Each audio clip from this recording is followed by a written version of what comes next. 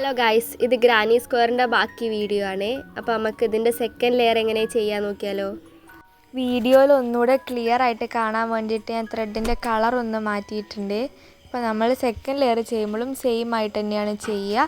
ആദ്യം നമ്മൾ 3 ചെയിൻ ചെയ്തിട്ട് 2 ഡബിൾ ക്രോഷ്യ ചെയ്യണം. ആ കോർണറിൽ നമുക്കൊരു സ്പേസ് കിട്ടില്ലേ, ആ സ്പേസിൽ വേണം നമ്മൾ 2 ഡബിൾ ക്രോഷ്യ ചെയ്യാൻ.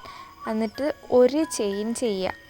ഒരൊറ്റ ചെയിൻ ചെയ്തിട്ട് നമുക്ക് അടുത്ത കോർണറിൽ 3 ഡബിൾ ക്രോഷ്യ ചെയ്യണം. ഉണ്ടോ, ഈ കോർണറിൽ നമ്മൾ 3 ഡബിൾ ക്രോഷ്യ ചെയ്യുക.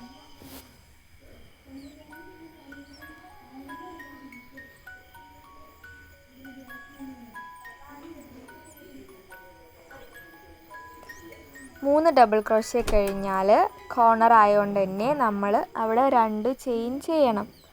2 ചെയിൻ ചെയ്തിട്ട് നമ്മൾ ആ ചെയ്ത സെയിം സ്പേസിൽ തന്നെ വീണ്ടും നമ്മൾ 3 ഡബിൾ ക്രോഷ്യ ചെയ്യണം. ഇതായിരിക്കും നമ്മുടെ സെക്കൻഡ് ലെയറിൻ്റെ കോർണർ വരിക. ഈ സെയിം പ്രോസസ്സ് നമ്മൾ റിപ്പീറ്റ് ചെയ്യുക. നമുക്ക് എത്ര ലെയർ ആണോ വേണ്ടത് അത്രയും ലെയർ നമ്മൾ ഈ സെയിം പ്രോസസ്സ് റിപ്പീറ്റ് ചെയ്താൽ മതി. കണ്ടോ, കോർണറിൽ അവിടെ കുറച്ചൊരു സ്പേസ് കിട്ടും.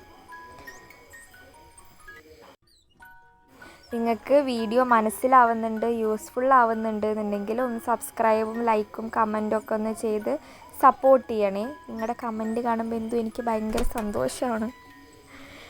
ഇപ്പോൾ ഇതാ നമ്മൾ 3 കോർണറും ചെയ്ത് കഴിഞ്ഞു. 4ാമത്തെ കോർണറിൽ സെയിം നമ്മൾ 2 ചെയിൻ ചെയ്യുക. എന്നിട്ട് നമ്മൾ ആദ്യം ചെയ്ത 3 ചെയിൻ ഇല്ലേ, ആ 3 ചെയിൻ്റെ അവിടെ എത്തിയിട്ടുണ്ടാവും നമ്മളിപ്പോൾ. ആ 3 ചെയിൻ്റെ അകത്തൂടെ എടുത്ത് യാണ് ഹുക്കിൽ ചുറ്റി പുറത്തോട്ട് എടുക്കുക. അപ്പോൾ നമുക്ക് 2 ലൂപ്പ് കിട്ടും. ആ ഒരു ലൂപ്പിൻ്റെ അകത്തൂടെ സ്ലിപ്പ് സ്റ്റിച്ച് ചെയ്യണ പോലെ എടുക്കുക. അപ്പോൾ ഇതാ നമ്മുടെ സെക്കൻഡ് ലെയറും ആയിട്ടുണ്ട്. അപ്പോൾ ഇതേപോലെ നമുക്ക് ഈ പ്രോസസ്സ് തന്നെ കണ്ടിന്യൂ ചെയ്ത് നമുക്ക് എത്ര വലിയ ഗ്രാനി സ്ക്വയർ വേണമെങ്കിലും ഉണ്ടാക്കാൻ പറ്റും. ഞാൻ അപ്പോൾ ഇതാ ഇത്രയാണ് ചെയ്തിട്ടുള്ളത്. ഫ്രണ്ടും ബാക്കും സെയിം ആയിരിക്കും. ഇത് ഞാൻ എളുപ്പപ്പണിയിൽ നൂല് മാറ്റിയതാണ്.